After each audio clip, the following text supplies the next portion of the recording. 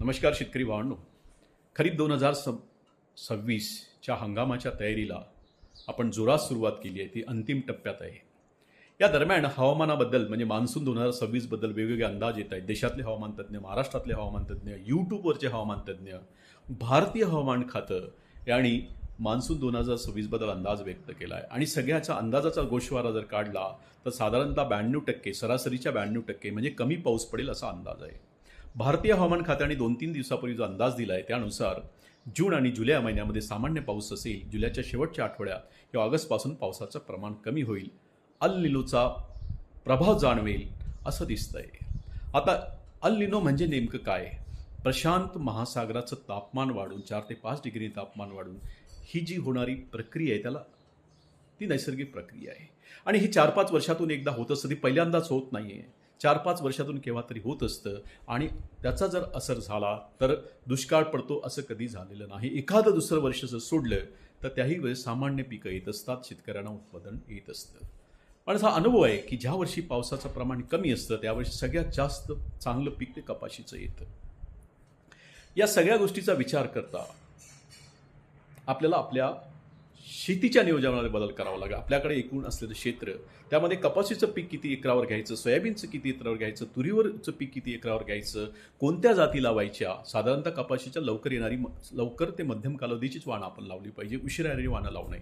सोयाबीनशी सुद्धा लवकर येणारी वाणं लावली पाहिजे कारण सोयाबीन 5-10 दिवसाच्या वर फरक नसतो. पण तुरीची उशिरा येणारी वाणं लावणं हे आपण टाळलं पाहिजे. कारण पाऊस जर कमी पडला तर तुमच्याकडे जे जलस्रोत असतात, पाण्याचा जो साठा असतो तो सुद्धा कमी होत जातो, तो कमी होतो. आणि मग सिंचनाची व्यवस्था करत असताना आपल्याला तेवढ्या मोठ्या प्रमाणात सिंचन करता येत नाही. तो भाग लक्षात घेऊन लवकर येणाऱ्या वाणांची निवड आपल्याला केली पाहिजे. दुसरा महत्त्वाचा बदल आपल्याला काय केला पाहिजे? दुसरा महत्त्वाचा बदल असा आहे की आपल्या जमिनीतलं पाणी म्हणजे मान्सूनचं पडणारं पाणी वाहून जाणार नाही, ती शेतामध्ये मुरेल अशासाठी बांधारे व्यवस्थित करून घेणे हे पहिलं काम आपण केलं पाहिजे. खोलगड भाग असेल तिथे तो पाणी मुरल्या जाईल आणि ओलावा टिकून राहील हा आपण प्रयत्न केला पाहिजे.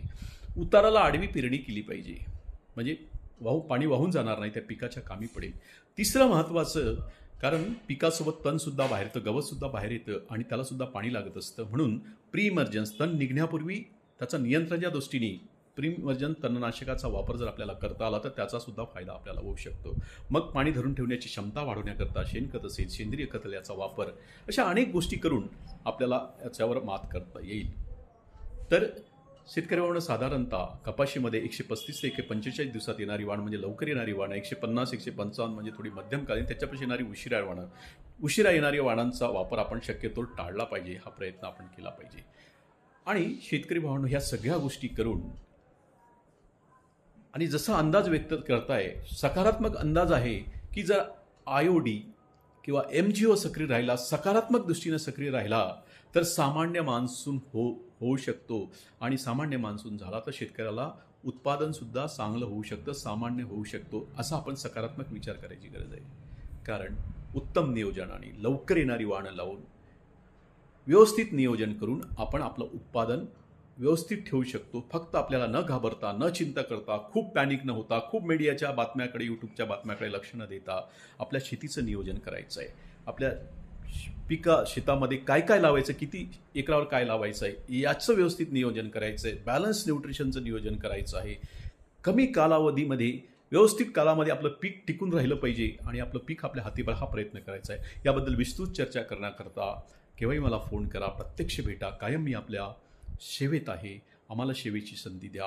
चिंता करू नका. मी परमेश्वराला साकडं घालतोय की सामान्य मान्सून होऊ दे, अगदी योग्य वेळी पाहिजे तेव्हा बरोबर पाऊस पडू दे आणि माझ्या शेतकरी भावांना चांगलं उत्पादन येऊ दे. माझ्या सगळ्या शेतकरी भावांना खरीप 2026 या हंगामामध्ये भरपूर उत्पन्न येऊ अशी ईश्वरचरणी प्रार्थना करतोय.